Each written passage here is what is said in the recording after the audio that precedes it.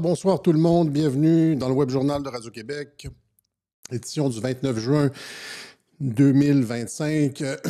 Aujourd'hui, oui, je sais que c'est le 4e Web Journal qu'on fait sur l'Iran, le conflit avec Israël, etc. Mais c'est important de le faire parce que, encore une fois, je le dis souvent dans les Web Journaux de Radio-Québec, on prend des cas particuliers et après ça, on est capable d'extrapoler et de comprendre le fondement de la politique de Donald Trump. Donc, c'est pas nécessairement, encore une fois, il y a un certain nombre de trucs qu'on va être capable de placer dans ce web journal-ci. On va faire un bilan et une analyse de ce qui s'est passé et on va être capable de mettre de côté, une fois pour toutes, certaines hypothèses, notamment Trump contrôlé par l'État profond, Israël ou l'État profond, Trump va en guerre, etc.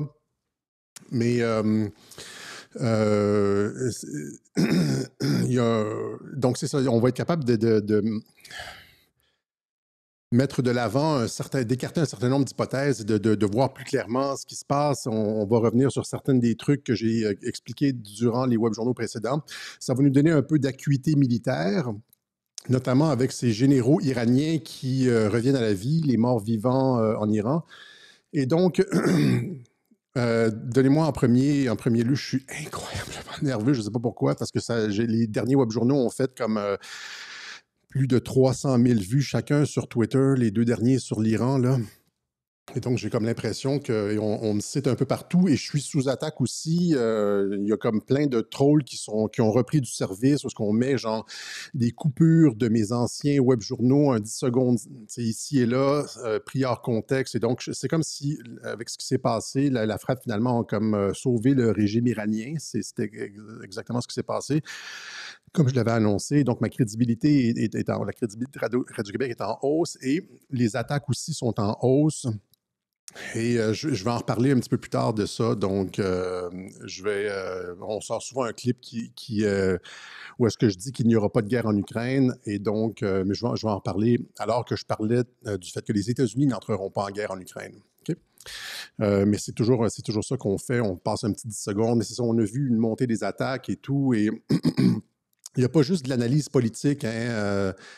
Dans une guerre de l'information, il y a aussi, tu sais, c'est un match de boxe et on prend des coups, on en donne et voilà, donc on va parler d'un certain nombre de choses aujourd'hui. Je vais vous expliquer pourquoi quand Trump a tweeté en début de semaine qu'il voulait un changement de régime en Iran. Là, il y en a plusieurs qui ont dû se dire « Alexis va avoir tort ». Et finalement, c'est ça. Le lendemain, il dit finalement qu'il ne veut pas de changement de régime. Et pourquoi j'ai finalement jamais été, comment je pourrais dire, préoccupé par ce tweet de Donald Trump, parce qu'on le suit depuis 10 ans à quasiment, je veux dire, à temps plein, depuis 2015, depuis qu'il a descendu l'escalier là, avant de pour se présenter à la présidence. On le suit à temps plein, on connaît un peu le bonhomme.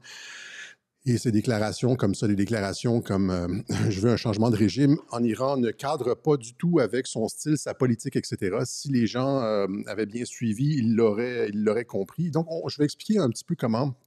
Je vais revenir sur ça. C'est avec la profondeur de l'analyse qu'on peut, quand tu vois la personne agir sur des années et des années, que tu peux finalement comprendre qu'est-ce qui est à prendre et qu'est-ce qui est à laisser dans ce que dit Donald Trump.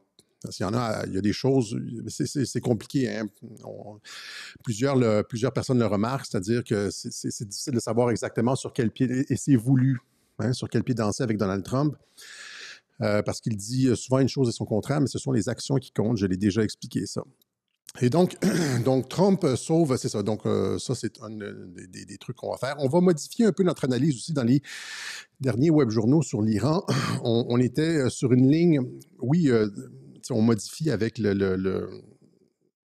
comment je pourrais dire, on modifie notre analyse avec des nouvelles données. Et là, on va modifier un peu notre analyse sur certains points. Disons que ça va évoluer. Et après, on va parler finalement de Trump qui sauve Netanyahou. Netanyahou, il y a des procès. Trump s'est impliqué là-dedans, a tweeté que c'était injuste et puis sauve Netanyahou. On va voir finalement qui tient qui. Hein? Trump sauve Netanyahou. Qui tient qui? Est-ce que c'est Netanyahou qui tient Trump ou c'est Trump qui tient Netanyahou? Alors que Netanyahou, son gouvernement souhaitait un changement de régime en Iran, et ça a été défendu bec et ongle par ouais, on pourrait dire les faucons israélo-américains aux États-Unis dans le camp MAGA, là, Levin et Ben Shapiro, etc. Alors que ces gens-là souhaitaient un changement de régime et mettaient beaucoup de pression pour que Trump embarque dans un régime de frappe aérienne en vue d'un changement de régime afin d'installer l'ancien, en fait, l'héritier du trône d'Iran, etc. Il y a eu beaucoup de battages médiatiques autour du changement de régime. Finalement, Trump n'est pas embarqué là-dedans. Et c'est ça. Donc, c'était la volonté du gouvernement Netanyahou. Et finalement, qu'est-ce qui s'est passé? Netanyahou s'est couché. Il y a eu la frappe contre l'Iran. Trump a dit c'est terminé. Et il n'y a pas eu de réplique. Il y a eu des pou-pou-pou, des petites répliques un petit peu à gauche et à droite, là, un petit missile ici, un petit missile là. Et finalement, c'est terminé. C'est essentiellement terminé. Et est-ce que on dit que je suis figé? Est-ce que ça passe? Est-ce que j'ai de la bande passante? Mais tout ça pour dire que c'est ça, là j'ai perdu, quand on me dit que j'ai un problème technique, généralement ça fige, là, c'est moi qui fige. Mais tout ça pour dire que c'est Trump finalement qui tient Netanyahou. Tout est OK, 5 sur 5. OK. C'est Trump qui tient Netanyahou. Et les gens disaient, quand je disais qu'en début de semaine sur Twitter, quand je disais il va y avoir un cessez-le-feu, il y a un cessez-le-feu, etc., je tweetais là-dessus et je disais que c'est bon. Trump avait annoncé la paix. S'il annonce comme ça, il ne perdra jamais la face. Trump ne perdrait jamais la face. N'irait pas annoncer une paix, ben, je veux dire, un cessez-le-feu, puis une paix, le monde, il dit le monde, congratulations world, it's now time for peace, le temps de la paix est arrivé, etc. Il n'aurait jamais annoncé une guerre de 12 jours, il avait mis un terme, c'était terminé, il n'aurait jamais annoncé ça. Je l'ai souvent expliqué, avec Trump, les choses sont toujours ficelées d'avance. Et donc, il n'aurait jamais annoncé ça si ce n'était pas réglé avec Israël. Il n'aurait jamais permis à Netanyahou de lui faire perdre la face. Et les gens disaient, beaucoup sur Twitter, disaient Netanyahou n'acceptera jamais, Netanyahou est un psychopathe, nous verrons Alexis, etc., etc. Et finalement, Netanyahou a été tenu en laisse et il ne s'est rien passé. Et donc, ça pose la question qui tient qui? Et ça fait beaucoup de bruit, ça, sur les réseaux sociaux. Qui tient qui? Est-ce que Netanyahou tient Trump ou c'est Trump qui tient Netanyahou? On va voir que c'est Trump qui tient Netanyahou et non l'inverse. Aussi, il y a toute la question aux États-Unis de ce gigantesque débat au sujet d'Israël, la politique américaine vis-à-vis d'Israël, etc., la décolonisation en cours, tout le camp MAGA, Steve Bannon, Tucker Carlson, Marjorie Taylor Greene, Matt Gaetz, etc., sont tous en train de faire tomber des vérités énormes. Bannon qui a demandé un changement de régime en Israël. Marjorie Taylor Greene qui a essentiellement laissé entendre, qui a affirmé en fait ou laissé entendre qu'Israël était derrière l'assassinat de JFK, John F. Kennedy. Matt Gaetz qui parlait du programme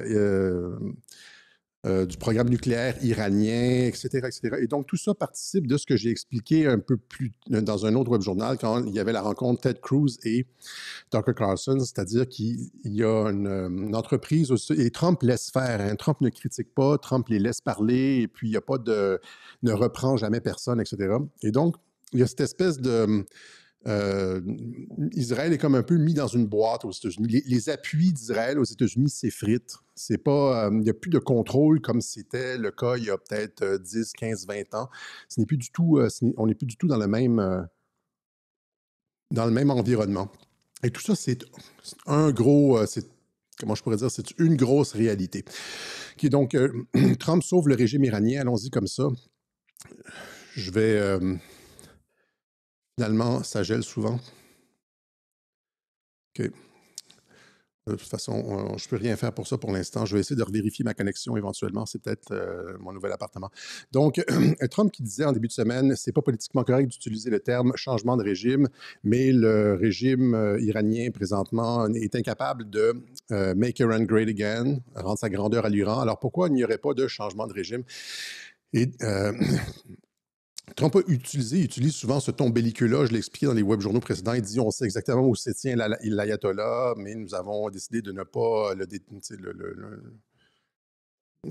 le frapper, etc. Et beaucoup de personnes se disaient, en suivant les messages de Q, le Q qui disait, c'est en 2018, le 19 juin 2018, il y a exactement 7 ans, changement de régime en Iran. Free Iran, fight, fight, fight, regime change, etc., etc. Mais encore une fois, c'est comme les déclarations de Donald Trump, les messages de Q sont sujets à interprétation et ce message-là de Q ne cadre pas avec la politique générale de Donald Trump. Et donc, c'est encore une fois, c'est le genre de tweet quand ils disent quand Q dit la désinformation est nécessaire, c'est ce genre de tweet-là. Ici, c'est pour donner l'impression que Trump allait en Iran, allait attaquer l'Iran. Et il a donné à plusieurs reprises cette impression-là qu'il allait frapper l'Iran, qu'il allait y avoir un changement de régime, notamment quand il a engagé John Bolton, qui est un faucon, un néoconservateur, comme conseiller à la sécurité nationale, juste avant, en 2019, alors qu'il y avait des problèmes avec l'Iran. Tout le monde disait il va y aller, il va y aller, il va y aller. Et finalement, il ne s'est rien passé. Il a juste écarté John Bolton et il a continué les négociations de paix avec l'Iran.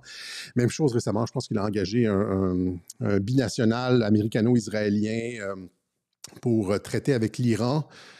Et c'est encore une fois, Pierre Hillard disait, là, voilà, c'est la preuve, je pense sur GPTV, il disait, c'est la preuve que Trump est belliqueux envers l'Iran, et finalement, il ne s'est rien passé. Et là, dans l'avion, le lendemain, il dit qu'il ne veut pas de changement de régime, et je vais vous expliquer pourquoi.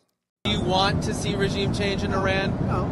If there was, there was. But no, I don't want it. I'd like to see everything calm down as quickly as possible. Regime change takes chaos. And ideally, we don't want to see so much chaos. So we'll see how it does. You know, the Iranians are very good traders, very good business people, and they got a lot of oil. They should be fine. They should be able to rebuild and do a good job. Donc, des bons mots pour l'Iran. Ils ont beaucoup de pétrole, ils sont bons dans le commerce, etc. Et le truc, c'est que pourquoi Trump n'a jamais voulu de changement de régime, c'est parce qu'en 2019, je l'ai expliqué ad nauseam dans plusieurs web journaux, Trump a eu un casus belli avec l'Iran. À plusieurs reprises, il a eu des casus belli pour entrer en conflit contre l'Iran et il ne l'a jamais fait. Il y a eu la question alors que les Japonais, le premier ministre japonais était allé négocier avec l'Iran, un pétrolier japonais avait été attaqué dans le Golfe Persique. On accusait l'Iran. Il y a eu la raffinerie saoudienne qui a été attaquée avec des drones. On accusait l'Iran. Il y a eu ce drone américain qui a été abattu au-dessus du Golfe Persique. Les Iraniens disent au-dessus de leur espace aérien. Encore une fois, on accusait l'Iran. À ce moment-là, quand le drone a été envoyé, Trump a envoyé les bombardiers, les B-2, et il allait avoir une frappe. Et seulement 10 minutes avant le lancement des missiles, Trump a pris le téléphone et a appelé les pilotes directement et leur demandant de faire demi-tour. Après ça, il y a eu la frappe lorsque cet avion, là, c'était au début 2020, après Soleimani, lorsque un avion avec des scientifiques ukrainiens, etc., avait été abattu au-dessus de Téhéran. Hein? Et là, on accusait encore une fois le régime iranien. Trump avait utilisé un langage diplomatique extrêmement calmant avec l'Iran. Et à chaque fois que Trump a eu affaire avec l'Iran, il a toujours été extrêmement respectueux, doux, etc. C'est pas le genre de truc c'est pas le genre de truc qu'on voit avec quelqu'un qui veut un changement de régime, à moins que ce soit le pire hypocrite de la planète, ce qui n'est pas le cas de Trump. Il y avait aussi, rappelez-vous, ce que je pense être le transfert d'une liste, l'Iran qui dit, OK, si vous voulez négocier, montrez-nous que vous êtes de bonne foi. Et donnez-nous la liste de vos agents de la CIA en Iran. Et je pense que c'est ça qui s'est passé. C'est ce que Trump avait fait. L'Iran affirme avoir capturé 17 espions de la CIA en condamnant certains à mort. 17 espions de la CIA. Je pense que Trump avait fait preuve de bonne foi en donnant une liste des agents de la CIA en Iran. Et il y a eu après ça tout le truc de Soleimani où est-ce que je pense qu'ils se sont entendus pour le retrait de Soleimani Et quand l'Iran a rappliqué, j'ai montré plusieurs fois la vidéo, et ils ont appelé littéralement Donald Trump en disant « Ne vous inquiétez pas, on va frapper une base, il n'y aura pas de... » Et donc, le ton des discussions avec l'Iran, et c'est la même chose récemment, quand l'Iran a rappliqué après la frappe américaine, ils ont averti les Américains avaient évacué la base, etc. Et donc, il y a cette espèce de énormément de courtoisie entre l'Iran et les États-Unis, et ça dure depuis très, très, très longtemps. Trump veut, je l'ai expliqué la dernière fois, un accord et non pas un changement de régime. Et il y a aussi toute la question il n'y a pas de changement de régime non plus sans troupes au sol, et la base de Donald Trump qui ne veut pas de guerre en Iran, ça aurait créé une fracture à l'intérieur du mouvement MAGA. Et là, quand on voit après ça que l'Iran joue le même jeu que Donald Trump, Trump dit, tout le monde, il y a beaucoup de personnes qui disent non, il n'y a pas eu de dommages, les installations sont presque intactes, etc. Trump dit nous avons tout détruit. Et les Iraniens qui disent nous avons tout, c'est tout détruit. Iranian Foreign Minister refutes fake news. Our nuclear installations have been badly damaged. Ça a été gravement endommagé, etc. Et donc, tu vois que les deux sont sur la même longueur d'onde, et c'est pour ça que malgré le post, la publication de Q parlant de changement de régime, en Iran, je pense, j'ai toujours su que c'était un leurre parce que ça n'a jamais été le fil conducteur de la politique étrangère de Donald Trump en Iran. Jamais, jamais, jamais, jamais. Il a toujours été très courtois, etc. Voilà. Donc,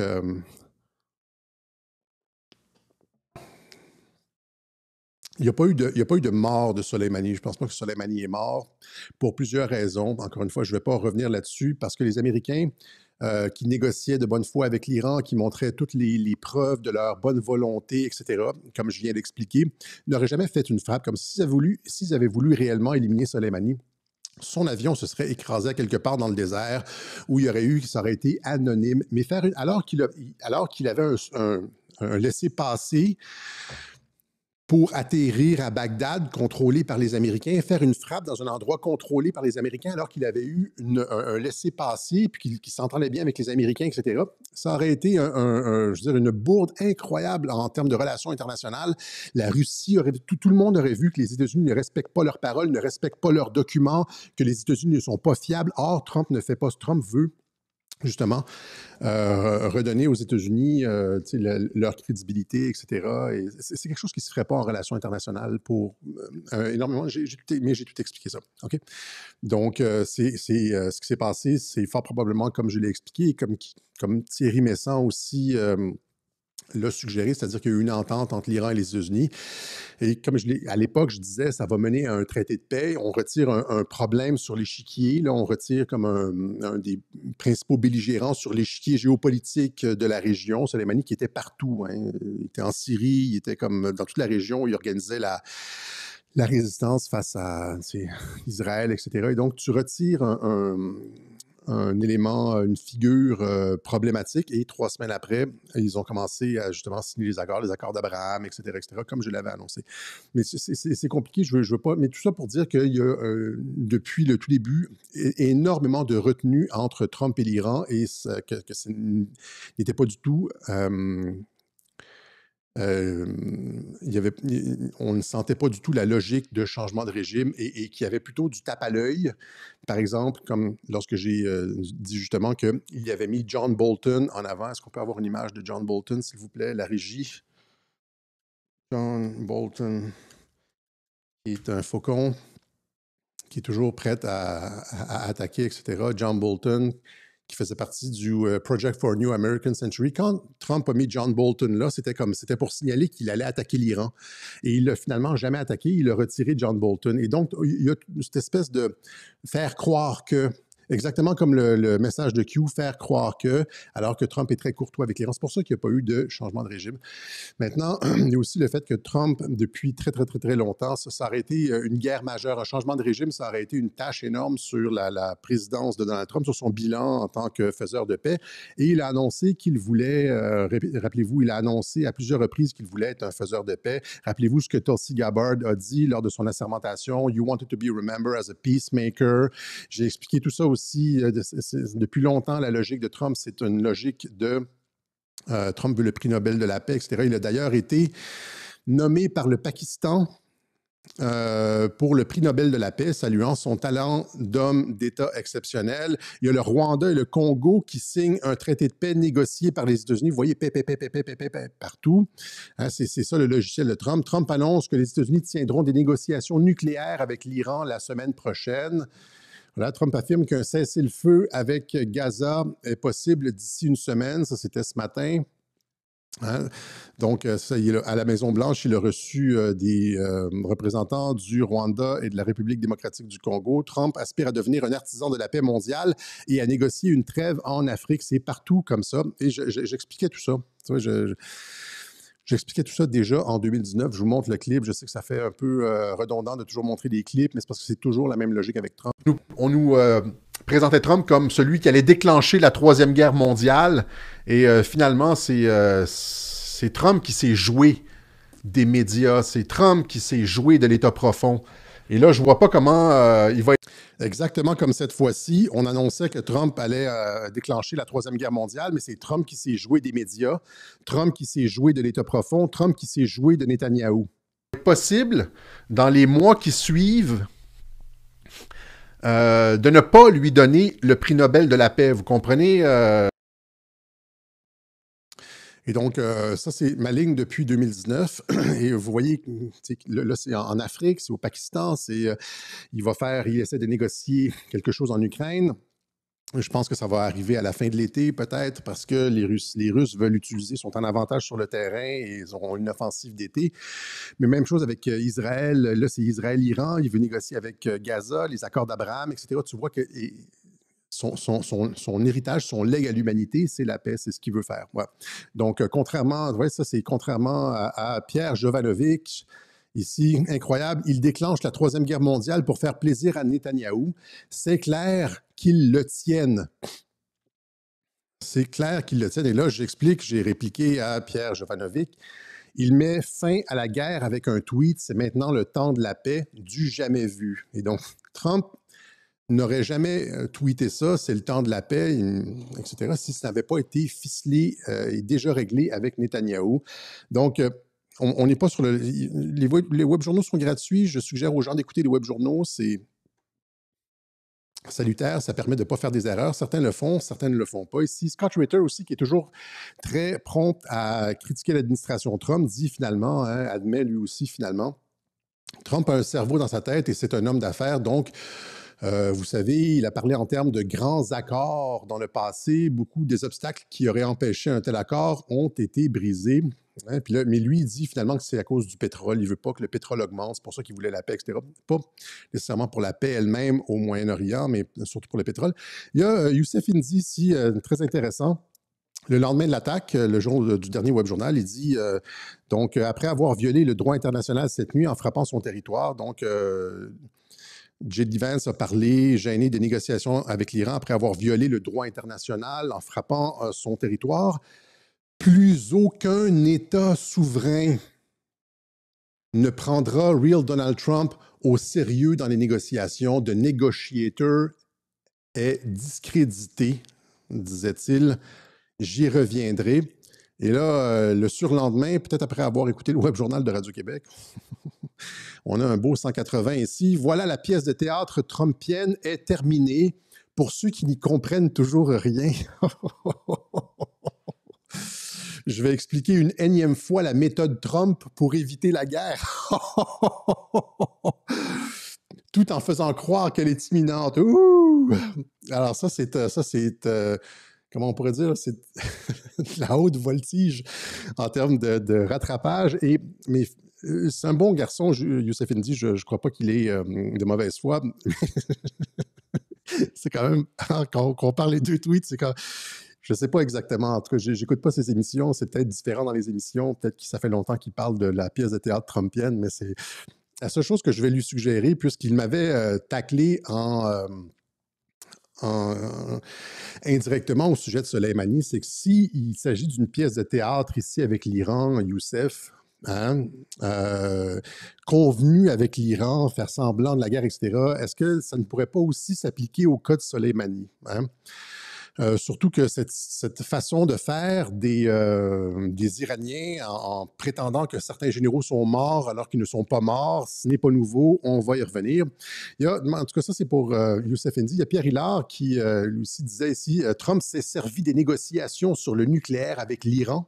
Il faisait semblant de négocier avec l'Iran, là, comme d'une couverture pour donner l'illusion aux Iraniens qu'une porte de sortie était possible, selon le Wall Street Journal, permettant à Israël une attaque surprise. Trump contrôlé par l'État profond, les Lubavitch, etc. Attaque des militaires des USA sur l'Iran.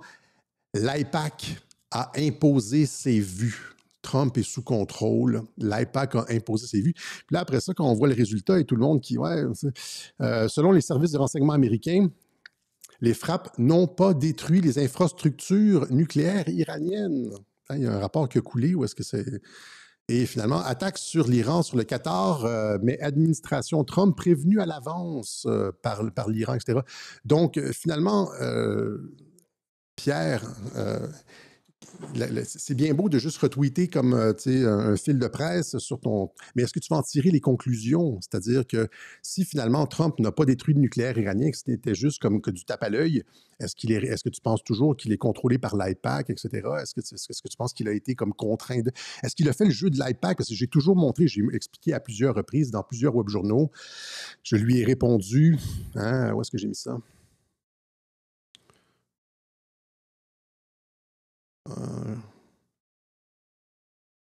Je ne sais pas où est-ce que j'ai mis ça. Non. Dans plusieurs webjournaux l'été dernier, voilà ici, dans Trump compromis,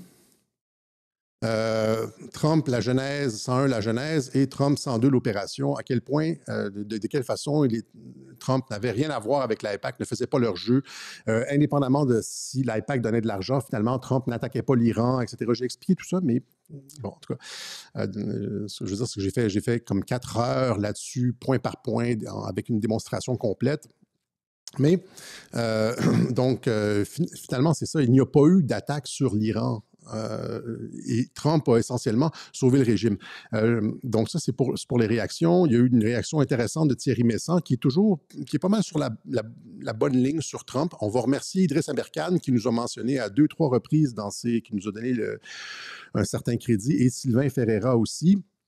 Et je vous montre, avant de passer à BHL, je vous montre ce que Thierry Messant avait à dire sur les frappes américaines et les négociations avec l'Iran, les négociations de Trump avec l'Iran lors de son passage à GPTV. La table est d'obliger à la fois l'Iran, mais surtout Israël, à arrêter l'un et l'autre leurs actions militaires.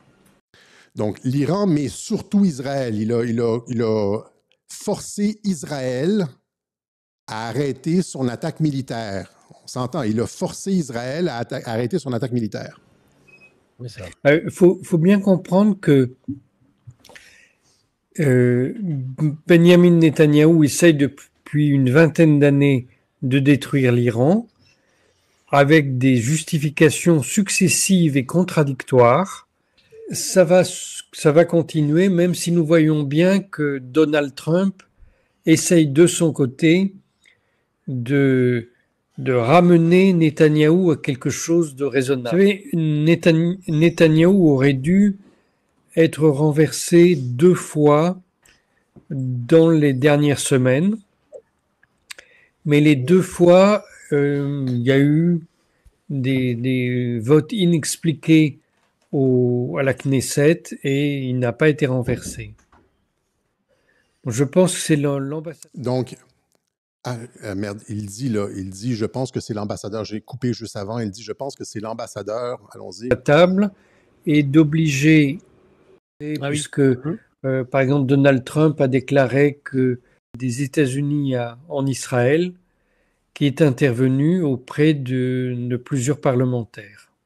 Puisque par exemple Donald Trump a déclaré que c'était le moment pour la Chine d'acheter du pétrole iranien. Mais c'est déjà ce que fait la Chine. Mais c'est une manière de dire, on autorise le commerce. Donc, c'est l'ambassadeur, selon Thierry Messon, c'est l'ambassadeur américain qui serait intervenu. L'ambassadeur, je pense que c'est, comment il s'appelle, là? Le père de l'autre, là, de l'ancienne porte-parole, là. Je me rappelle plus de son nom. Si vous avez son nom, l'ambassadeur, là, c'est l'ambassadeur américain en Israël qui est intervenu auprès d'un ami d'Israël. Tu sais, les gens critiquaient à l'époque, là, c'est un ami d'Israël, Trump nomme des pro-israéliens dans son administration. Ben oui, c'est parce qu'après ça, tu as une crédibilité, puis tu peux intervenir auprès des parlementaires israéliens pour sauver Netanyahou. Et là, c'est se demander qui contrôle qui, puisque Trump, et là, il a tweeté, je pense que c'était plutôt ce matin, hier, ce qu'Israël fait subir à Bibi Netanyahou est terrible. Là, il vient, rappelez-vous du fait qu'il vient de mettre un terme aux ambitions de Netanyahou sur l'Iran, le 20 ans de le projet vieux de 2 décennies de renverser le régime iranien. Il vient de mettre un terme à ça, contre la volonté de Netanyahou et des faucons israéliens. Et là, il le sauve. Qui est tenu par qui? Qui est tenu par qui? Pourquoi Netanyahou a accepté d'arrêter les frappes? Tout le monde disait dans les commentaires que Netanyahou n'acceptera jamais d'arrêter les frappes. Netanyahou est un psychopathe, etc. Alexis, tu te trompes sur Netanyahou, etc. Quel pouvoir a Donald Trump pour faire cesser Netanyahou, pour faire cesser les ambitions de changement de régime de Netanyahou en Iran? Quel est son pouvoir? Eh bien, il est capable de... Bien, il y a toute la question du dossier Epstein qui ne sont pas encore, le dossier Epstein qui n'a pas été rendu public, qu'il peut utiliser comme moyen de pression.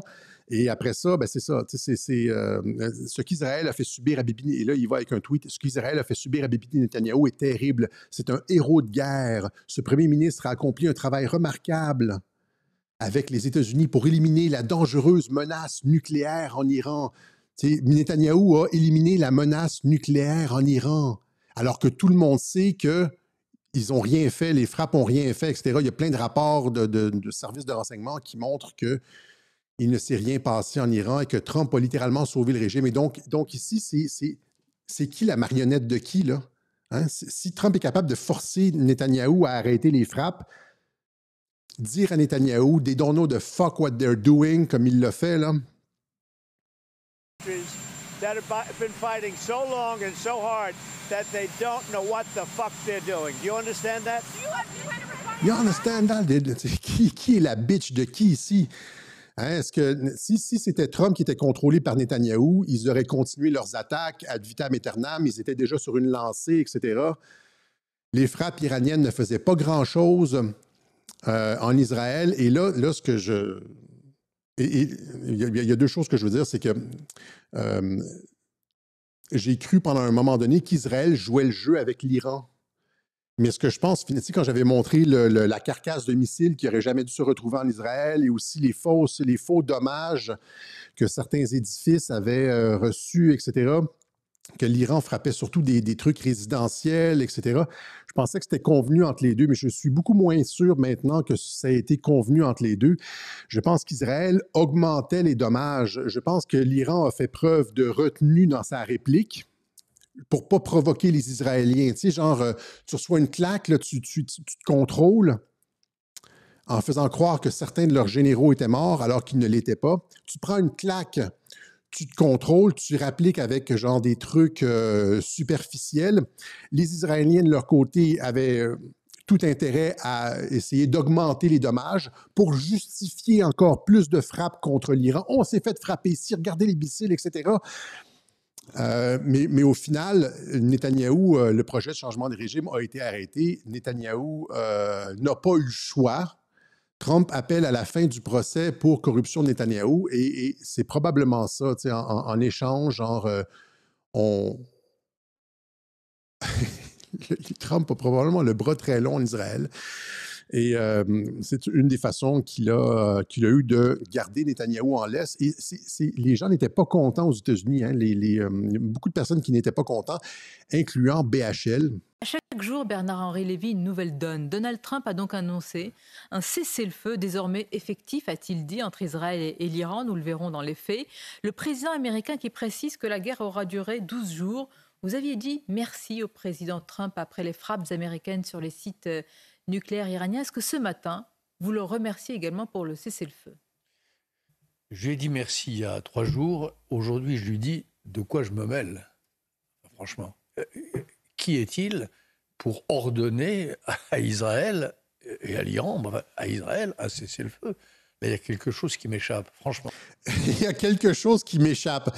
Alors, Trump détient le dossier Epstein et est capable de faire tomber le gouvernement Netanyahou. Hein? C'est Trump qui sauve le gouvernement Netanyahou, qui lui apporte son soutien, etc., via l'intercession de l'ambassadeur américain en Israël. Alors, il y a quelque chose qui t'échappe, Bernard-Henri Lévy, c'est que Trump a dû des moyens de pression sur Netanyahou. C'est comme ça qu'il est capable de l'imposer. Normalement, ça ne se fait pas.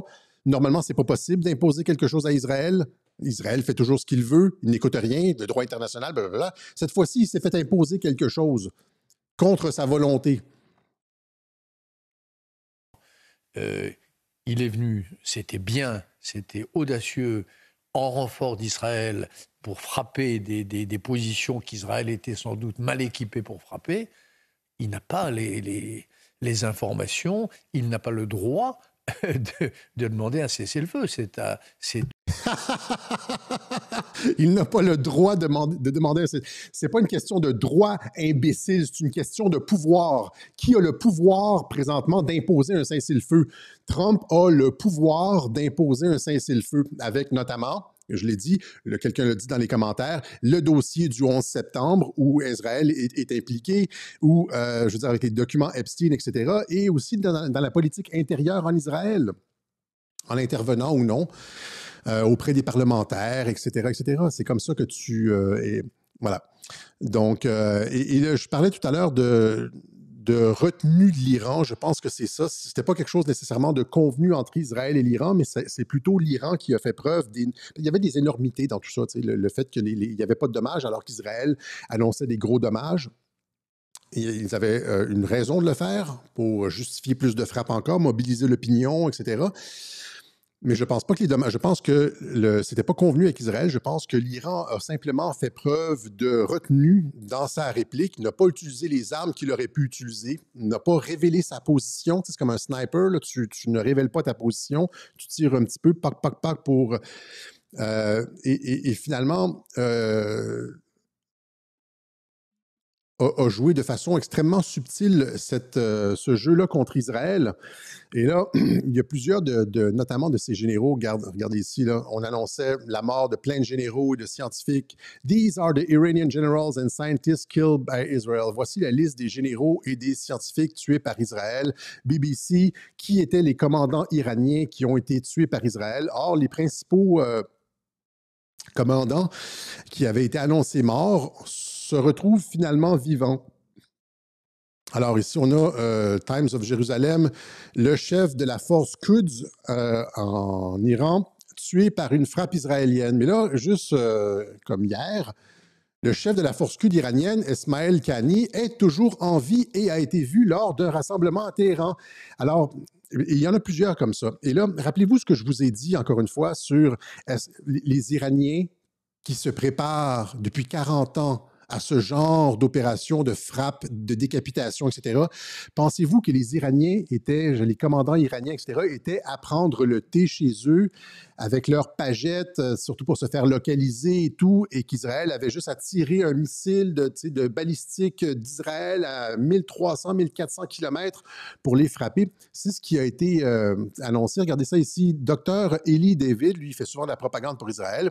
Voici à quel point les renseignements et l'exécution d'Israël sont précis. Une attaque ciblée éliminant le chef de la garde révolutionnaire. Ça, c'est justement, je pense que c'est lui, ça. Kani, qui est finalement vivant, directement dans son appartement à près de 2000 km d'Israël. Ça, c'était la propagande. On disait qu'il était, malgré l'imminence de l'attaque, rappelez-vous ce que je disais là-dessus, il était chez lui à boire le thé avec sa famille et sa pagette pour être... Mais finalement, il est vivant. میخوام یه پیام بدی فقط یک پیام به اونهایی که ماشاءالله به جمعیتمون سلامت باشین انشالله پشت سر آقا همه باشن همه کارا درست میشه مسیر ادامه داره سردار حتما n'est pas le seul. Il y en a plusieurs autres comme ça. Et donc, c'est ce que je vous ai dit. Je ne veux pas toujours dire ça. Je ne veux pas toujours dire c'est ce que je vous ai dit. Mais c'est à partir du moment où est-ce qu'on comprend un peu la logique militaire, où est-ce que la logique même, sans parler de logique militaire, alors que les Iraniens se préparent depuis 40 ans à ce genre de conflagration contre Israël, penser que lorsque la frappe est imminente, que les généraux, les hauts dignitaires du régime vont être chez eux à attendre la frappe de missiles. C'est complètement farfelu. Les gens ont mordu à ça. Les gens mordent à des informations, tapent à l'œil sans jamais réfléchir. Donc, c'est le même truc avec ici le Samkhani, qui est un autre, je ne me rappelle plus exactement c'est quoi, c'est parmi les plus hauts représentants du régime. Samkhani, c'est le conseiller politique du guide suprême de la Révolution. Samkhani, donc, il est réapparu à la télévision lui aussi après avoir survécu à une frappe israélienne. Il avait été annoncé mort. Samkhani appears publicly for the first time since injury by Israel strike. Il n'a pas l'air du tout blessé non plus. Donc, ils ont essayé de l'assassiner. Ça n'a pas fonctionné. Même chose ici avec le ministre de la Défense, Abdol Rahim Moussavi. On a annoncé sa mort, vous voyez, donc et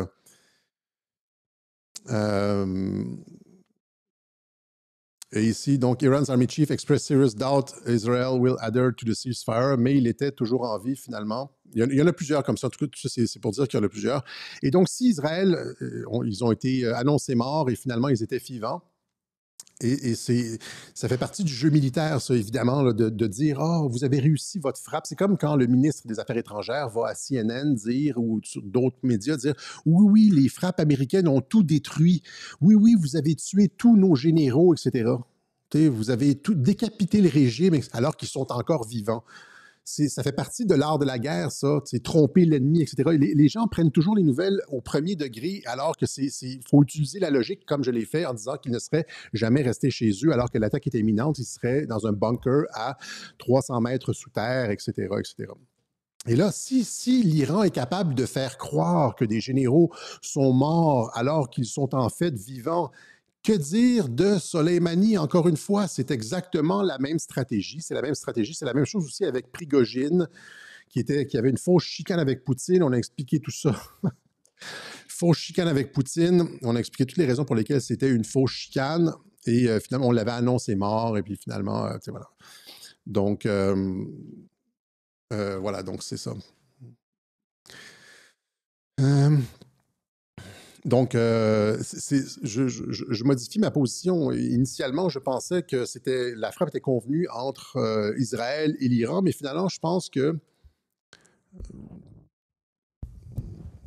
maintenant que Israël a tenté le coup et a tenté d'amener les États-Unis en pensant faire pression sur Donald Trump avec les médias, avec tous les relais aux États-Unis, le Congrès et tout, pour une frappe conjointe.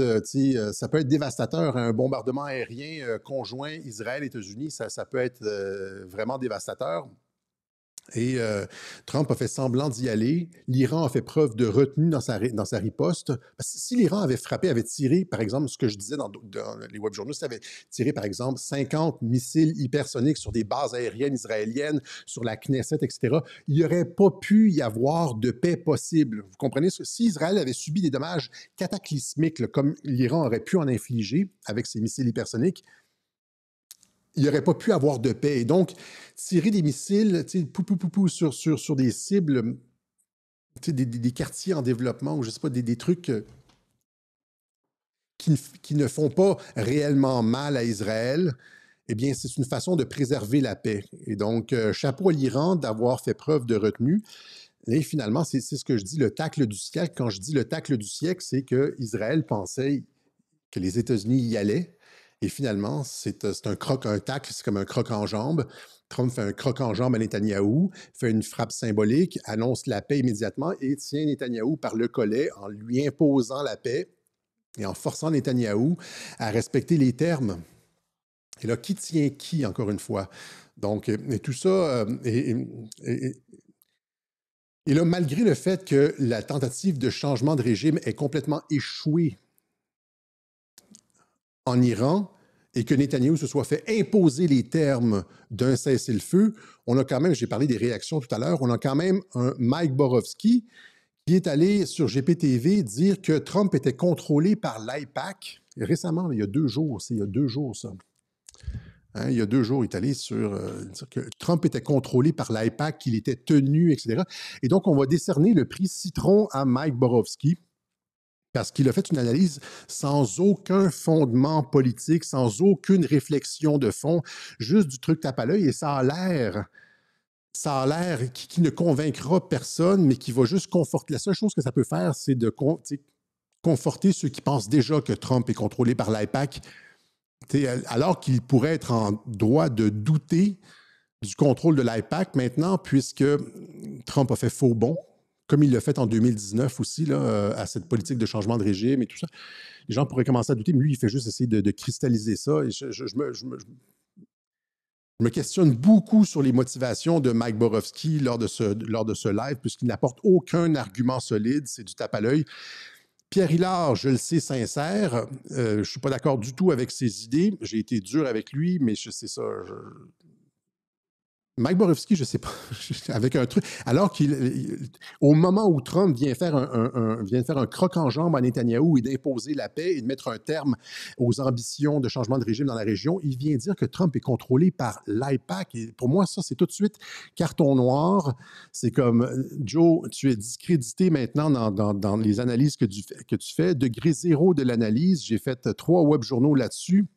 Regardez la réaction de Bernard-Henri Lévy. Les gens ne sont pas contents que Trump impose... Mais Borowski dit que Trump est contrôlé par l'AIPAC et l'État profond et que, tu sais, que le... ça tient de rien. Alors que si tu regardes l'ensemble de ce que Trump a fait, comment tu peux affirmer que Trump est contrôlé par l'État profond alors que Trump met fin aux guerres partout, il détruit l'Empire américain, le USAID, il réduit les effectifs de la CIA, il accorde la liberté d'expression, il empêche la monnaie digitale des banques centrales et donne un ascendant aux cryptos contre la volonté des banques. Je veux dire que RFK est en train de mettre les pharmaceutiques en boîte, que Trump dénonce l'ennemi intérieur en Europe.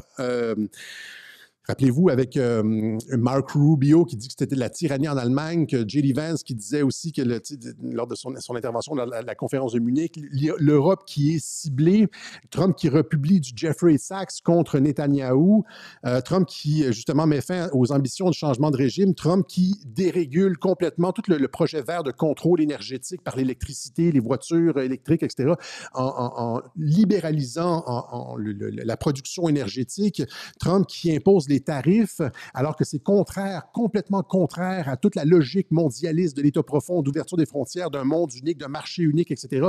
Il remet Comment est-ce que tu peux affirmer ça, Mike Borowski? Quelle nullité ça fait? J'ai même pas de mots. Pour moi, c'est... Et penser seulement genre au raid de anti-immigration du ICE, là, Customs Enforcement, c'est Immigration and Customs Enforcement aux États-Unis, la remigration et aussi le fait que toutes les fake news attaquent Trump constamment, tout le temps, sur tous les sujets. Je veux dire, les fake news contrôlées en partie par l'État profond, on pourrait dire d'une certaine façon le lobby juif, l'AIPAC, etc. Comment tu peux affirmer une chose comme ça? Je veux dire, ça me fait vraiment questionner, sans aucun argument de fond, les motivations de Mike Borowski. Je suis désolé de faire une quenelle d'or, exactement. Tiens, Mike Borowski, une quenelle d'or. Sans aucun argument de fond. Portes-tu attention à ce qui se passe un peu depuis que Trump est arrivé au pouvoir? Hein? Alors que même BHL le critique. Je veux dire, vous avez vu, mais non, il est contrôlé par l'AIPAC et puis il fait le jeu de l'AIPAC. Et puis 2 jours après, la semaine de la fin du changement de régime et de la paix dans la région. OK, donc, je vais laisser là-dessus. On va terminer avec ça, finalement. Trump qui laisse aller, je parlais de décolonisation en introduction, là. Trump qui laisse aller, et là, il y a comme toutes les grosses têtes du mouvement MAGA aux États-Unis qui ils vont à fond de train contre Israël. On n'a jamais vu ça. Je n'ai pas d'image de Candace Owens ici. Je pense que vous connaissez tous sa position. Elle est très, très, très, très, très dure sur Israël. Mais ce n'est pas juste Candace Owens. On parle aussi de personnalités élues comme Marjorie Taylor Greene, comme Matt Gaetz, l'ancien congressiste Matt Gaetz, des proches de Trump comme Steve Bannon, etc. juste pour vous donner le ton qui change aux États-Unis, encore une fois, pour ceux qui disent que Trump est contrôlé par l'AIPAC, etc., là, je veux dire, Marjorie Taylor Greene est là, pensez qu'ils ne sont... Ce sont des proches de Trump, là. Matt Gaetz, une nomination de Trump pour Attorney General, ministre de la Justice, sont des proches de Trump. Marjorie Taylor Greene suggère un lien entre l'assassinat de JFK et son opposition au programme nucléaire iranien. Tu sais, JFK qui voulait faire des inspections de Dimona, etc., Israël qui ne voulait pas. On en a parlé de ça lors de la déclassification des documents sur l'assassinat de JFK. On parlait justement du nucléaire avec Israël. Dans ces documents-là, il y a des informations là-dessus. Une partisan du Parti républicain affirme que l'assassinat de JFK est lié à son opposition au programme atomique israélien. Marjorie Taylor Greene, qui est allée chez Tucker Carlson en plus de ça, parler de l'AIPAC, de quelle façon l'AIPAC contrôle le Congrès, les élus, etc. Et donc ça, maintenant, c'est dénoncé. Ce n'est plus passé sous le tapis et c'est présenté comme quelque chose d'inacceptable. Les Américains se rendent compte qu'un lobby étranger, qui n'est pas enregistré comme un lobby étranger, contrôle ses politiciens avec des donations, etc. Et donc, la phase de clarté, la phase de lumière est un préambule ce qu'on pourrait dire, j'ai appelé ça la décolonisation des États-Unis, des institutions. Ça a commencé avec, je l'ai expliqué à plusieurs reprises, je vous l'ai montré à plusieurs reprises, ce livre-là, The Israel Lobby and US Foreign Policy, de quelle façon la politique étrangère américaine était contrôlée par le lobby israélien. C'est un livre de cette sommité en relations internationales. John Mersheimer, je l'ai moi-même étudié au bac et à la maîtrise en relations internationales. Plusieurs des livres les plus importants en relations internationales ont été écrits par John Mersheimer. Il n'y a pas mâché ses mots dans The Israel Lobby. J'avais expliqué de quelle façon ça avait changé les mentalités au sein des forces armées américaines. Les gens avaient commencé à réaliser, prendre acte du fait que les États-Unis s'engageaient dans des guerres inutiles, absolument contre l'intérêt national des États-Unis, au profit d'Israël. Et ça a été notamment un des sujets qui a été abordé par Ted Cruz avec Tucker Carlson, quand je vous avais dit que c'est ça qui avait lancé la pierre de la décolonisation des mentalités. Là, Ted Cruz qui disait... en fait, Tucker Carlson qui a montré que Ted Cruz préférait les intérêts israéliens aux intérêts américains. Il n'y avait aucun intérêt américain à faire la guerre ici, à faire la guerre là, etc. Les seuls intérêts, c'est des intérêts en faveur d'Israël. Et ça avait été présenté par Tucker Carlson à ce moment-là. Il y a Matt Gaetz ici. J'essaie de vous montrer en 5-10 minutes, là, vous donner le ton aux États-Unis depuis, alors que Trump était sur le point de bombarder, etc., la rhétorique au sein du mouvement MAGA était dithyrambique et était contre l'implication des États-Unis. Et ça va être très difficile après ça, après ce qui s'est passé, de justifier d'autres interventions. Mais pas que ça. Ici, Matt Gaetz, l'ancien membre du Congrès, Matt Gaetz affirme que si le monde s'inquiète du programme secret d'armes nucléaires au Moyen-Orient, il devrait commencer par Israël, parce qu'Israël a un programme nucléaire illégal et secret. Donc, il dit qu'on devrait commencer à regarder du côté d'Israël. Israël a un programme nucléaire secret et... pourquoi Israël aurait le droit d'avoir une arme nucléaire et que les autres autour n'auraient pas le droit d'avoir une arme? Donc, il y a cette réflexion-là qui n'a jamais été faite par aucun parti, par aucun parti depuis toutes ces années, depuis des décennies, etc. Ça se prend place sous Trump et personne n'est recadré par Trump. J'ai déjà expliqué, Trump avait même retweeté les propos de Jeffrey Sachs contre Netanyahou. Ici, et là, c'est Steve Bannon, l'ancien conseiller de Donald Trump. Steve Bannon nous dit qu'Israël n'est pas un ami. Et Steve Bannon disait même qu'Israël, s'il y avait un changement de régime dans la région, ça ne devrait pas être l'Iran, ça devrait être Israël. C'est en Israël qu'il devrait avoir un changement de régime parce que c'est Israël, c'est le gouvernement de Netanyahou qui est voté en guerre. Donc ça renforce la position. Quand tout le camp MAGA comme ça, et plein d'autres, là, quand tout le camp MAGA comme ça devient comme extrêmement sceptique face à Israël, ça renforce la position de Trump. Et quand Trump donne comme des petits bonbons à Netanyahou, etc., ça a l'air extrêmement généreux. Dans le genre, quand il écrit son tweet où est-ce qu'il dit « Netanyahou est un héros de guerre qui a détruit le nucléaire iranien », là, ça a l'air que Trump, malgré son camp, là, Trump est quand même pro-Israël, alors que... donc ici, il dit... Who the hell are you? Qui est-ce que tu es, toi, Netanyahou, pour dire aux États-Unis qu'est-ce qu'on devrait faire et où on devrait intervenir dans le monde militairement? Tu es un pays étranger, là. Tu ne peux pas nous dire comment utiliser nos forces armées, etc. Et il a même suggéré donc un changement de régime dans la région, en Israël. We shut down their regime change, which they wanted to go to. In fact, if there's regime change, right, we think every country ought to do it. Maybe in Jerusalem, they should start thinking about that. C'est à Jérusalem qu'il devrait avoir un changement de régime. Et donc, c'est comme dans le... Si Trump avait été réellement contrôlé par l'AIPAC, etc., jamais ces trucs-là auraient été tolérés. OK?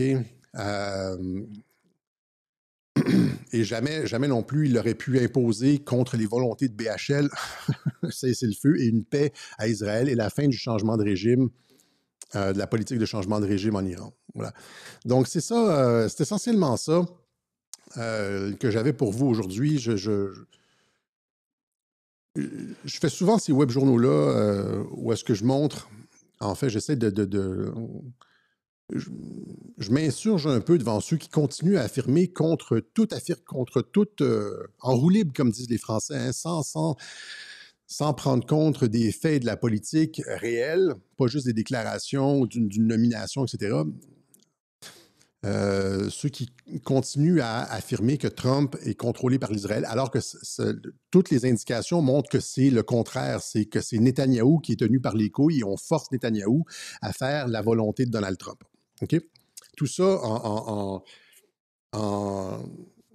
conjointement avec une politique de décolonisation des États-Unis, hein, parce que le mouvement, je l'ai expliqué, le mouvement America First, l'idée même de ce que Trump a annoncé quand il est arrivé en 2015 et il a dit America First, qui a sauté de sa chaise? C'est l'AIPAC. C'est l'AIPAC qui ne voulait pas entendre que les intérêts des États-Unis priment maintenant sur tout le reste, sur même les intérêts d'Israël. C'est ça la politique de America First et qu'on ramène les troupes à la maison. Et donc, il y a le travail à l'intérieur du Parti républicain qui est très, très, très pro-Israël. Hein. Il y a beaucoup de personnes à l'intérieur du Parti républicain, mais il faut commencer le travail de décolonisation des esprits avant d'arriver à une réelle politique d'America First. Je veux dire, il faut travailler au niveau de la culture politique avant d'arriver avec des actions concrètes. Vous comprenez? C'est ça. La politique est toujours en aval de la culture. La culture est en amont. La culture, et ça, c'est Andrew Breitbart qui disait ça, la culture est en amont de la politique. La politique n'est que la conséquence finalement de transformation dans la culture et de transformation dans les pensées, dans les façons de penser. Ça se concrétise dans de la politique. Et donc, si tu veux arriver à réellement mettre en place la politique de America First, tu dois changer les mentalités. C'est ce qui se passe, c'est ce que Trump laisse faire à l'intérieur du Parti républicain. Cette espèce de découplement, de décolonisation de la pensée qui a commencé, je l'ai expliqué à plusieurs reprises, avec ce livre-là de John Mearsheimer, Le lobby israélien. Et ça n'a pas plu du tout aux commentateurs judéo-américains, israélo-américains, on pourrait dire. It's a Bribe, Mark Levin, Laura Loomer, Ben Shapiro, qui critiquaient Donald Trump pour avoir accepté l'avion, je pense, du Qatar ou des Émirats arabes unis, etc. Donc, tu sais, c'est des gens qui sont MAGA, mais qui sont toujours prêts à faire de la politique pour mal faire paraître Donald Trump. Si Trump n'est pas en ligne avec la politique israélienne, ça avait l'air, ça, c'était cette histoire d'avion-là. C'était à l'époque où Trump contournait Israël. Rappelez-vous, il y a à peu près un mois, là, il avait fait sa tournée au Moyen-Orient, il y avait cette espèce de rupture avec Netanyahou, etc. Et là, tu avais tous les influenceurs binationaux qui ajoutaient leur petit grain de sel pour critiquer Donald Trump. Un peu comme Mike Borowski fait présentement avec... un peu comme Mike Borowski fait présentement, c'est-à-dire de la propagande, on dirait. OK? Voilà, donc, je ne vais pas répéter tout ce que j'ai à dire, tout ce que j'ai dit aujourd'hui. Ça donne une espèce de vision d'ensemble. De toute façon, on se dirige vers la paix. Comme je l'ai expliqué dans le clip de 2019, Trump avec la paix en Afrique, la paix au Pakistan et l'Inde. Il va y avoir une paix. Là, il veut négocier, je l'ai montré, là, il veut négocier cette semaine ou la semaine prochaine un cessez-le-feu à Gaza, etc. C'est son logiciel, la paix. Ce n'était pas le logiciel de Netanyahou, c'est le logiciel de Donald Trump. Et finalement, on y arrive parce que c'est qui tient qui? C'est Trump qui tient Netanyahou, c'est pas Netanyahou qui tient Trump. Voilà. OK?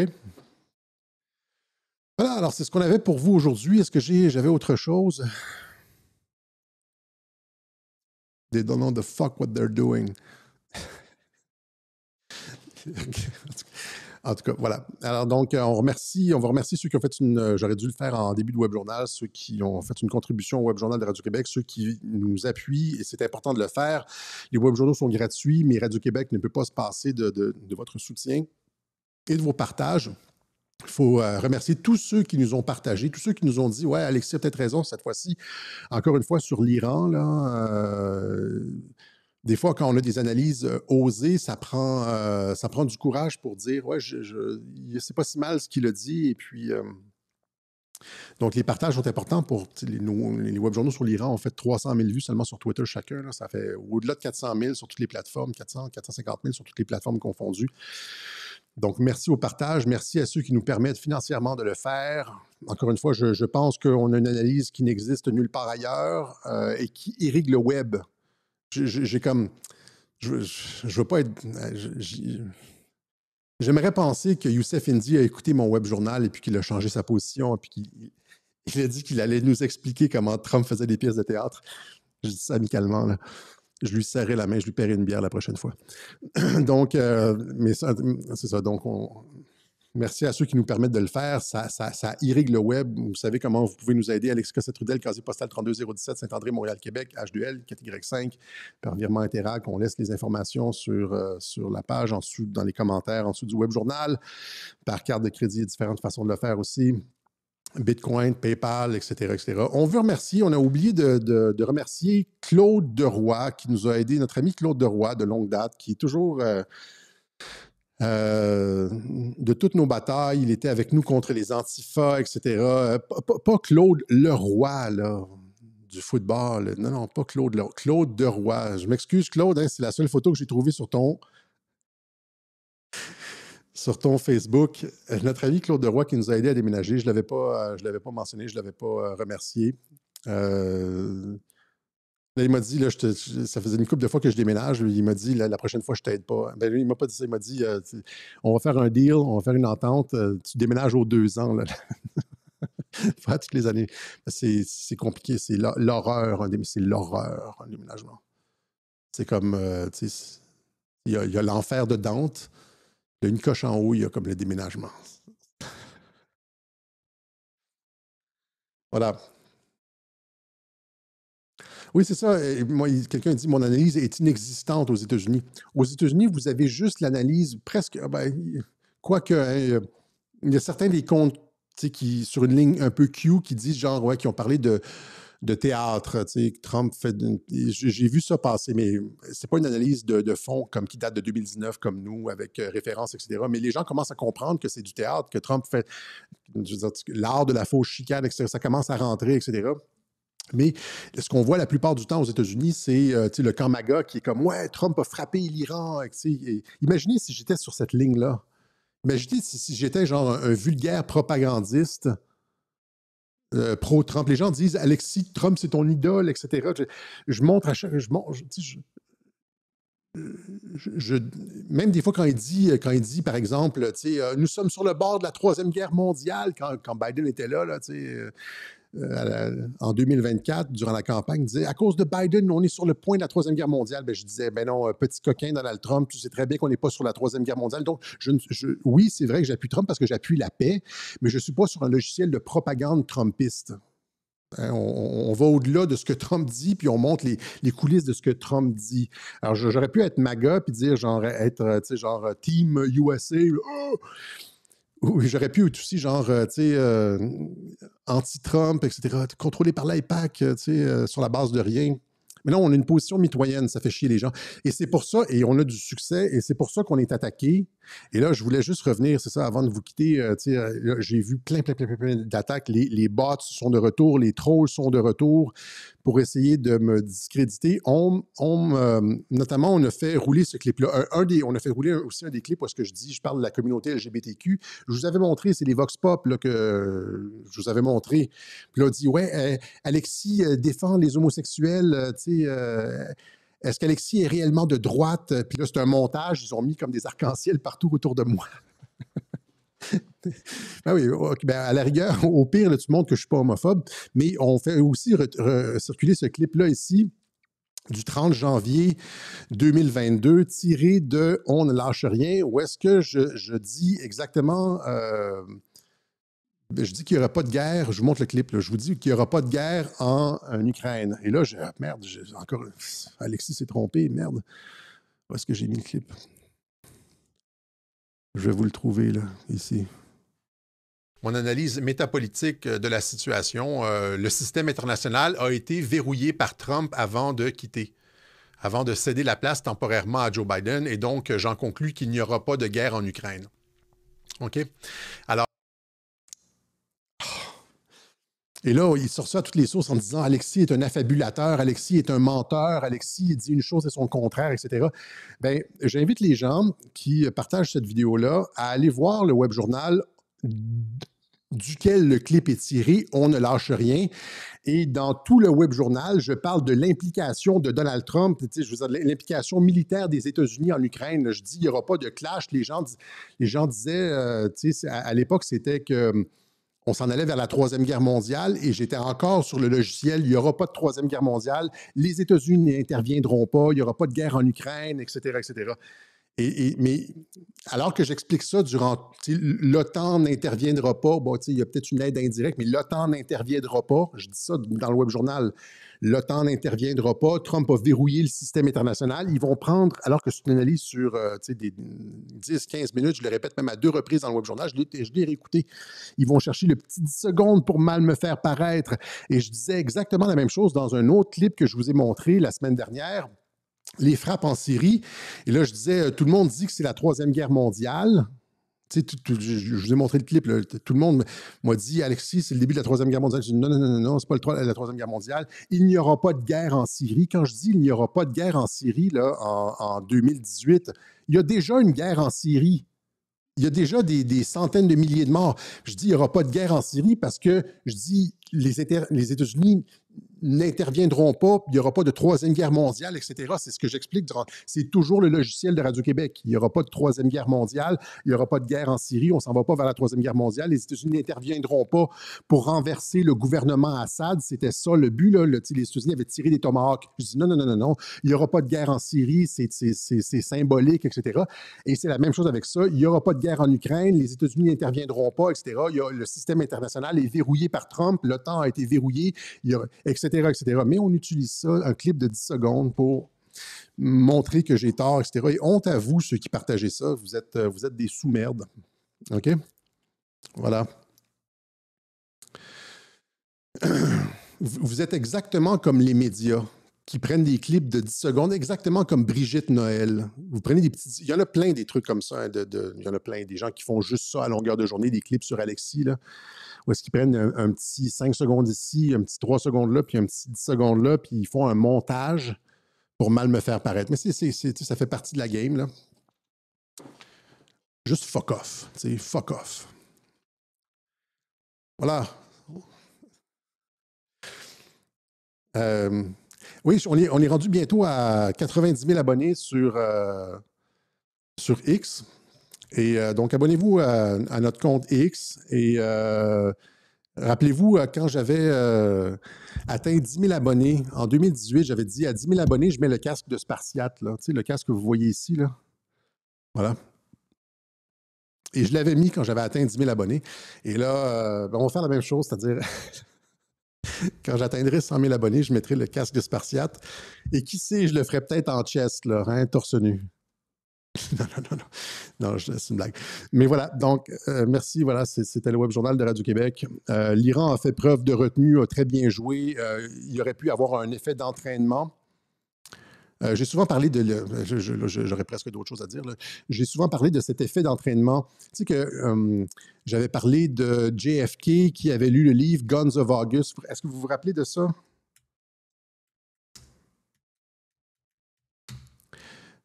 The Guns of August. Vous vous rappelez de toutes les fois où est-ce que j'ai parlé de ce livre-là? J'avais parlé de JFK qui, avec la crise des missiles de Cuba, lui avait lu le livre de Guns of August, de quelle façon la guerre, par un enchaînement de surenchères, etc., et d'alliances était devenue, la Première Guerre mondiale était devenue inévitable. Et JFK avait justement, lors de la crise des missiles de Cuba, essayé de diffuser ça, l'inévitabilité de la guerre avec l'escalade, etc. Et j'avais montré des clips de McNamara lors du blocus qui disait « This is language ». Et là, ce qui s'est passé avec l'Iran, c'est exactement ça. C'est-à-dire qu'Israël a frappé, et l'Iran leur a laissé essentiellement le contrôle du ciel, a fait semblant que certains de ses généraux les plus imminents avaient été détruits, avaient été tués. Il y a peut-être eu des morts, mais il y a eu clairement là, du subterfuge ici, et a évité de répondre par la surenchère. Rappelez-vous ce que je vous avais dit lors du dernier web journal. Je vous ai dit, en relations internationales, que fait un pays, un régime lorsqu'il est attaqué? Il prépare son anti-aérien, il met en sécurité les VIP du régime et prépare une réponse proportionnelle ou supérieure. Eh bien, ce que l'Iran a fait, c'est qu'il a évité l'escalade, il a évité la surenchère, probablement sur les conseils de Donald Trump en disant « Ne vous en faites pas, la frappe va être symbolique, nous n'entrerons pas en guerre. Retenez-vous le temps, donnez à Netanyahou ces 12 jours là, de son comme disait dans, c'est quoi, c'est dans Shakespeare, là, Pound of Flesh, là. Prenez, mais ne répliquez pas dans une surenchère qui rendrait le conflit, qui ferait, comment je pourrais dire, le conflit, l'escalade inévitable. Évitez la surenchère. Hein? Et c'est ce que l'Iran a fait. Selon moi, c'est ce que l'Iran a fait.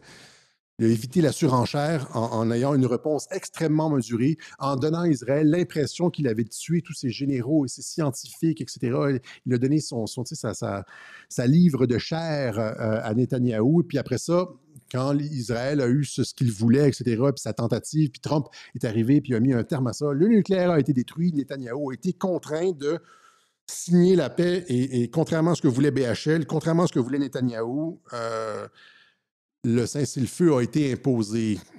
Voilà. Ah, c'est ça, c'est ce qu'on avait pour vous aujourd'hui.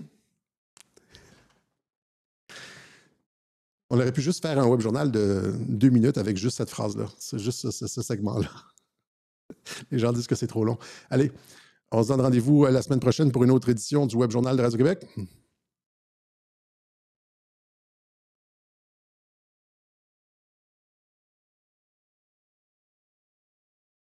Ciao! Partagez-nous sur Twitter et tout ça. Là.